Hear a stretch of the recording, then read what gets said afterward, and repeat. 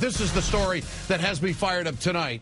Thanksgiving is over, and the Republicans are still acting like a bunch of turkeys, aren't they? Millions of jobless Americans are about to get kicked to the side of the road by the Republicans. If Congress doesn't get it in gear, when the clock strikes midnight tomorrow, unemployment benefits will start to run out.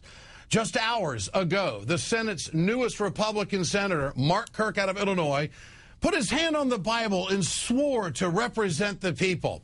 Interesting, because just this morning, he ran around town telling everybody that he wants to let the unemployed suffer in order to give the rich $700 billion in tax breaks. We should extend the Bush tax cuts and make sure that we don't have a double-dip recession. And I have the honor to be the first of 95 new Republicans coming to the Congress, fiscal conservatives, to help right our ship of state. These proposals to extend unemployment insurance by just adding it to the deficit are misguided. Kirk is going to fit right in with the righty club, isn't he? He's probably over there playing cards right now. The heartless Republican millionaires in the Senate. He'll be right there with them. Now, with Kirk, the Senate now has 42 Republicans, 56 Democrats, and 2 independents. So Harry Reid has to hold his caucus together and get at least 2 Republicans that don't think like that guy to cross the aisle to vote for an unemployment benefit extension. Now, the story should, in my opinion, lead just about every newscast in America because it affects every region, every town. It should be the headline in every newspaper if we really care about people. But don't hold your breath. Republicans are just masters at changing the subject, aren't they? They want you to focus on TSA agents filling up grandma for the last 2 weeks. Now, over the holiday, less than 1% of air travelers got the pat down. But 800,000 jobless Americans will lose their benefits tomorrow night. That number explodes to 2 million by the end of December as we roll it to 2011. Now, America, don't you think we're better than this? Maybe not. Republicans should not be allowed to butcher the middle class. 98% of our people have sacrificed for the benefit of the top 2%, I think, long enough. Billionaire Warren Buffett hit the nail on the head. If you look at Iraq and now Afghanistan, there's been sacrifice. But I would doubt if you take the people on the Forbes 400 list, whether many of them had a child or a grandchild that served in Iraq or Afghanistan, and they come home in body bags to Nebraska, but they don't have to call up anybody up at the country club to notify them. And how about sacrifice? You know, when it comes to rich Republicans, the word sacrifice just isn't in their vocabulary. They'd rather stick it to Americans who are holding on by a thread. The numbers are 14.8 Americans. They have no job at all. 42% of unemployed workers have been jobless for 6 months or more, and the average federal benefit check is a whopping $290 a week. And we can't part with that. Republicans, you see, they want you to believe if they can kick the unemployment to the curb that they'll solve the national debt crisis. They couldn't be more wrong. When jobless Americans get their check, they don't hide it.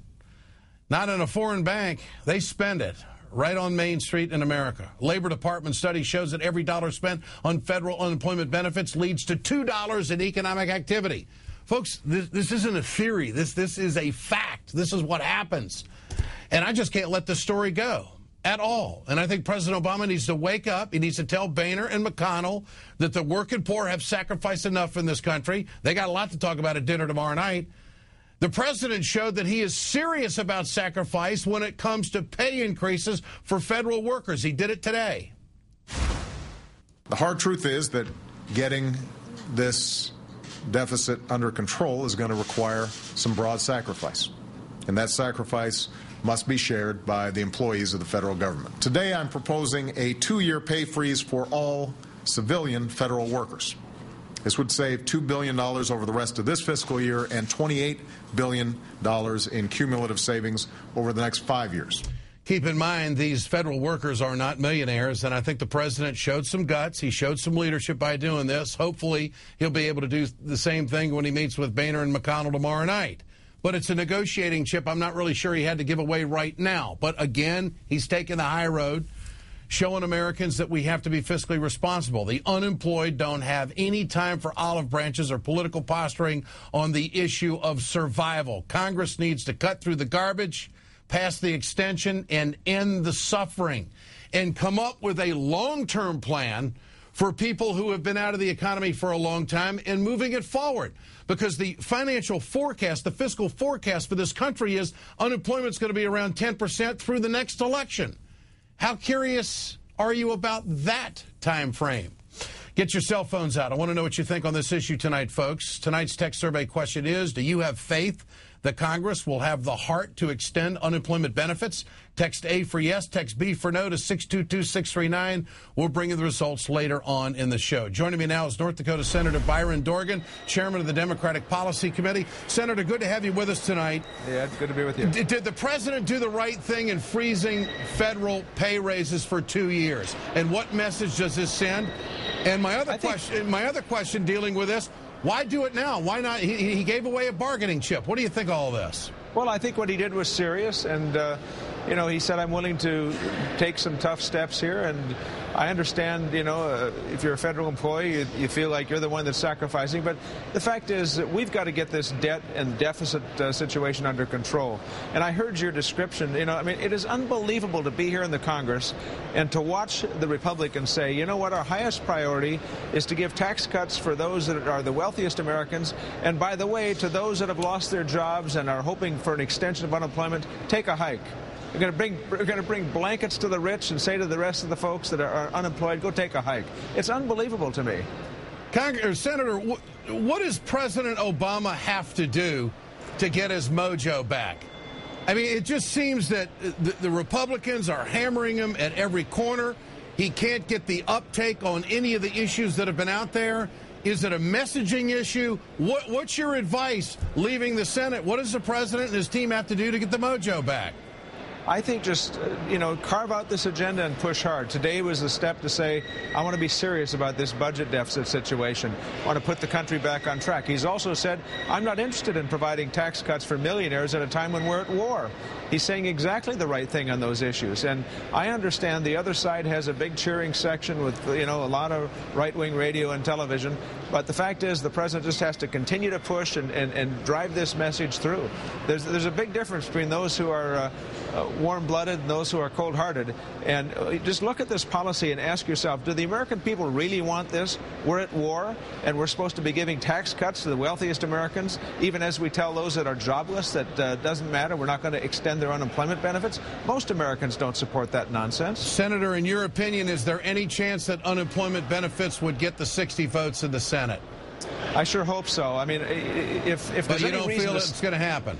I just don't. It doesn't appear to me there's much cooperation on anything, and this is something there ought to be cooperation on. There's a good reason to stand on the floor of the Senate when you speak, and that is to stand up for something that's important. It is important to say to those that are down and out of their jobs and out of their homes and out of luck, to say to them, you're not alone. This country wants to help you through this. It's amazing to me. It really is. Senator Dorgan, good to have you with us tonight. Thanks so much. Thanks a lot, Ed. For more on this issue, let's turn to Maryland. Congressman Elijah Cummings, a member of the Joint Economic Committee. Congressman, your thoughts on what should be discussed at dinner tomorrow night? It's been delayed from the middle of the month now to the 30th. We all know what the issues are. It's tax cuts for the rich, but what about the unemployment benefits and these millions of Americans who are going to have nothing starting tomorrow night? I think the first thing we need to address, Ed, is the unemployment benefits. When you've got 2 million Americans who will not be getting any check, that's a major, major problem. And I've often said that our country has been judged in the past based on our moral authority, not so much our military might. And our moral authority is in large part based on how we treat each other when we're in need. And we've got a lot of people in need.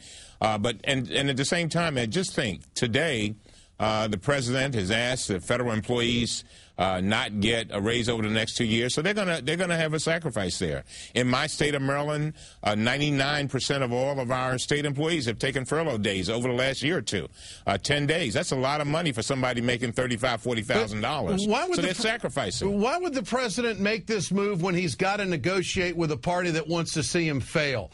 Go ahead. Well, I think, Ed, what I can't tell you exactly how the president thinks, but I would imagine that what he was trying to do was walk into that meeting saying, look, I'm very serious about this. It hurts me and it bothers me to have to do this, but all of us have got to sacrifice. And in a way, Ed, I think it really gives him a leg up. I'm sorry to see so many federal employees denied of their raises because, you know, people make a big deal of people maybe making $150,000, but Ed, there are a whole lot of, and probably the vast majority of federal employees making less than $45,000. No doubt about it. So the fact is that I think he has to go in there. He's got to keep jobs on the agenda. And we've got to keep in mind, these unemployment benefits, Ed, for every dollar that we spend in unemployment benefits, $2 worth of economic activity is generated. And so what that means is that jobs are generated. And of course, Zandy, who was McCain's #1 advisor on economics, said that, you know, it's one of the fastest ways, that is unemployment benefits. But the Republicans won't serve it up. They don't. I know exactly what you just said. You're spot on. You're accurate. The economists on both sides have said that. But this heartless group across the aisle from you will not serve it up. They are determined, and I've never seen anything like it. Well, I think the thing that the president has to go back to is the moral authority. He's got to talk about what is morally right. And if these folks can sit around while they're eating their turkeys and whatever at Christmas time, while others are begging for a piece of bread because they don't have a check, and they can eat comfortably, you know, I've got a major problem, and that's not what we should be all about. No. We're better than that, as you said, and I agree with you. Congressman Cummings, great to have you on tonight. Thanks so much. Good to be with you, Ed.